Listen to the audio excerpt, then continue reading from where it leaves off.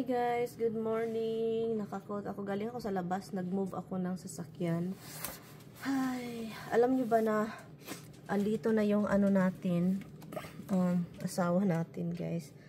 Ano to? Kumakain ito ng bread si Mr. ba?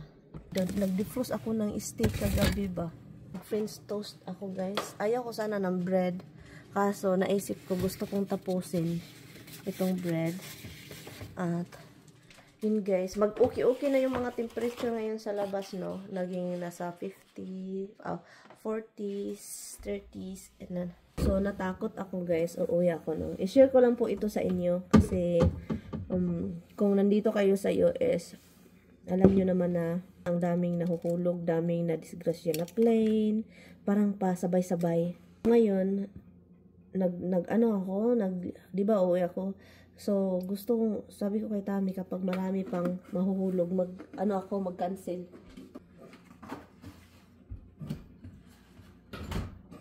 Cancel ako ng flight papuntang Pilipinas kapag maraming nahuhulog or nadidisgrasya na plane.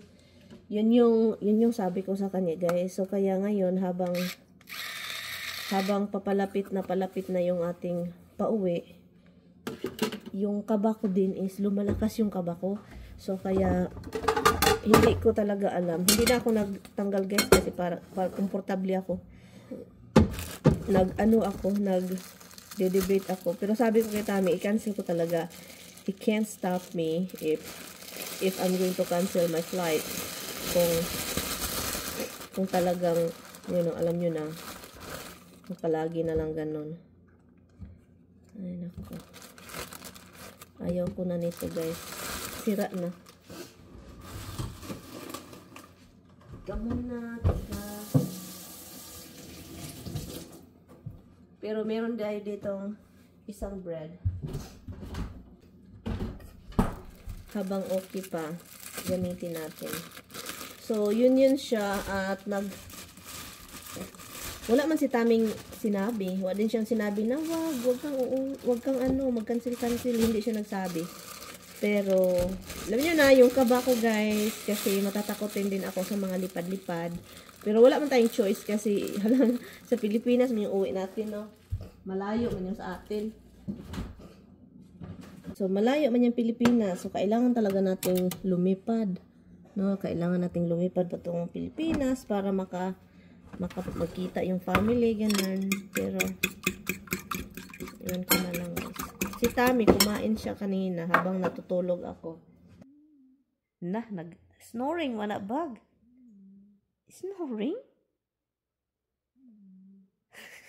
Daming ibon guys. Loko. Gutom ito ba? Ano kayang ibig sabihin nito? Dami. Tingnan nyo, uy. Guys, pasensya na kayo. Humihilik si Tami. Nandito siya. Tulog na tulog. And also, guys, nagluto ako ng pork.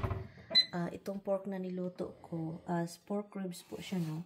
So, ito siya. I don't know. So, ito siya. Binoil ko siya, no? And then, nilagyan ko ng oyster sauce. And then, nilagyan ko din ng, tawag nun, kalamansi, konting toyo, paminta, at konting asin.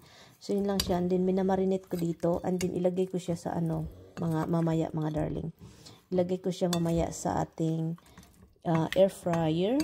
Alam nyo ba na, yung sa vlog ko na isa guys, merong nagsasabi doon na, bawal daw bawal magpadala. Buti na lang may nag-comment guys, na bawal magbitbit sa luggage, kahit sa check-in luggage, yung mga liso ng mga kahit ano-ano, basta kahit mga plant, vegetables, kahit ano, bawal daw. So, ngayon, ang ginagawa ko is pinapadala ko na lang siya sa balikbayan box. Parang hindi siya talaga pwede. So, pasensya na kayo, maririnig niyo yung asawa ko humihilik. Nakalimutan ko na may labahan pala ako dito. So, i-mix ko lang ito ng maayos, parang hindi ata mix ng maayos yung ibang part ng karne, walang seasoning. So anyway, so yun na nga siya. Pinapadala ko na lang siya sa balikbayan box, at buti nung time na yun is andito pa yung balikbayan box. Doon ko na siya, buti na talaga may nakapagsabi. And also Kasi 'di ba bawal man yan guys magdala ng mga liso, kahit ano-ano pala. Nakalimutan ko siya. So buti na lang yung comment is nakatulong talaga, totoo pala no. Hindi pala pwede. At isa pa sa mga nag-comment about sa kutsara, maraming nagsasabi na hindi daw pwede, may mga nagsasabi din na pwede. So naguguluhan po ako talaga no. So I think sa akin, sa tingin ko, okay lang siya kapag chicken, wag lang sa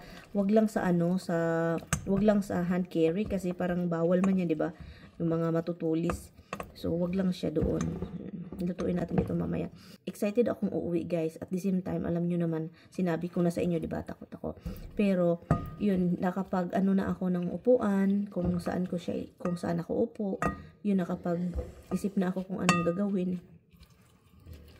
Yan, yun lang. Yun lang yung gawin natin. Diba, kapag pwede ka naman sa flight ko kasi, yung Korean Air, meron pwede kang ng advance seat.